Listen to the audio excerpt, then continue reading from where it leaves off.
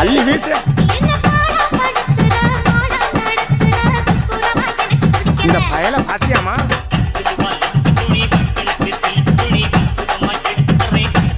கையில ஆடு டான்ஸ் போது பாரு.